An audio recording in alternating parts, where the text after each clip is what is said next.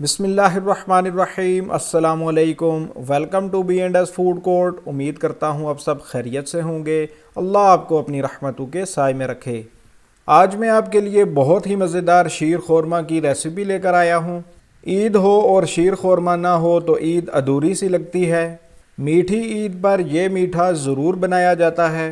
شیر خورما کی اس ویڈیو کو اینڈ تک ضرور دیکھیے گا۔ چینل کو کر لیجئے سبسکرائب۔ تو چلیے سٹارٹ کرتے ہیں۔ بسم اللہ الرحمن الرحیم۔ 12 سے 15 چوہاروں کو نیم گرم پانی میں سوک کر لیں گے۔ تقریباً 40 منٹ پانی میں سوک کرنے کے بعد یہ کچھ اس طرح نظر آئیں گے۔ اسی طرح 20 سے 25 بادام کو نیم گرم پانی میں 40 منٹ کے لیے سوک کر لیا تھا۔ ان سب باداموں کا اس طرح سے چھلکا اتار لیں گے۔ پانی میں سوک ہونے کی وجہ سے چھلکا ایزیلی اتر جائے گا۔ یہ 20 سے 25 کاجو ہیں جن کو 40 منٹ کے لیے پانی میں بھگو کے رکھنا ہے۔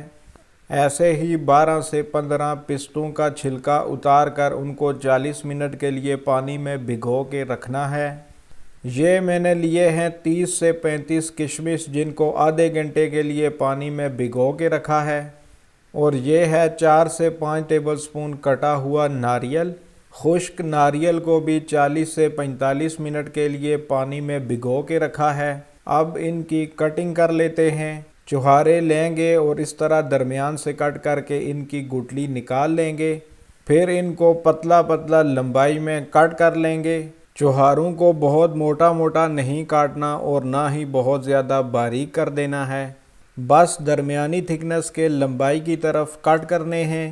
الحمدللہ چوہاروں کی کٹنگ مکمل ہو چکی ہے۔ اب باقی ڈرائی فروٹس کی کٹنگ کر لیتے ہیں۔ یہ بادام ہیں جن کا چھلکا ہم نے پہلے ہی اتار لیا تھا۔ اب ان کو اس طرح باریک چاپ کر لیں گے۔ شیر خورما میں کٹنگ امپورٹنٹ ہے، آپ نے اسی طرح سے ڈرائی فروٹس کی کٹنگ کرنی ہے۔ الحمدللہ سارے بادام کو چاپ کر لیا ہے۔ اب چلتے ہیں نیکسٹ ڈرائی فروٹ کی طرف۔ پستوں کو بھی باریک چاپ کر لیں گے۔ یہ وہی پستے ہیں جو ہم نے پانی میں بھگو کے رکھے تھے۔ جو کاجو ہم نے پانی میں بھگو کے رکھے تھے ان کو بھی اب چاپ کر لیں گے۔ الحمدللہ سارے ڈرائی فروٹس کی کٹنگ ہو چکی ہے۔ اب چلتے ہیں نیکسٹ سٹیپ کی طرف۔ ایک پتیلا جس کا پیندہ موٹا ہو، اس میں 2 لیٹر دودھ لیں گے۔ اس میں ایڈ کریں گے 4 عدد سبز الائچیاں اور ½ کپ چینی۔ اگر آپ زیادہ میٹھا کرنا چاہتے ہیں تو 2 ٹیبل سپون چینی اور ایڈ کر لیں۔ پہلا بوائل آنے کے بعد 7 سے 8 منٹ اس کو لو فلیم پر بوائل ہونے دیں گے۔ تب تک ایک پین میں 2 ٹیبل سپون بٹر لے لیتے ہیں۔ بٹر کی جگہ بنسپتی گھی بھی استعمال کر سکتے ہیں۔ اس میں شامل کر لیں گے چوہارے، باقی ڈرائی فروٹس جن کی ہم نے کٹنگ کی تھی، کشمش اور ناریل جن کو ہم نے پہلے ہی پانی میں بھگو کے رکھا تھا۔ ان سب ڈرائی فروٹس کو 4 سے 5 منٹ کے لیے لو فلیم پر مکھن کے ساتھ روسٹ کر لیں گے۔ فلیم ہائی بالکل بھی نہیں کرنا، نہیں تو یہ جل جائیں گے۔ الحمدللہ یہ ڈن ہو چکے ہیں۔ ہلکا ہلکا کلر بھی چینج ہو گیا ہے۔ ان ڈرائی فروٹس کو دودھ میں شامل کر دیں گے۔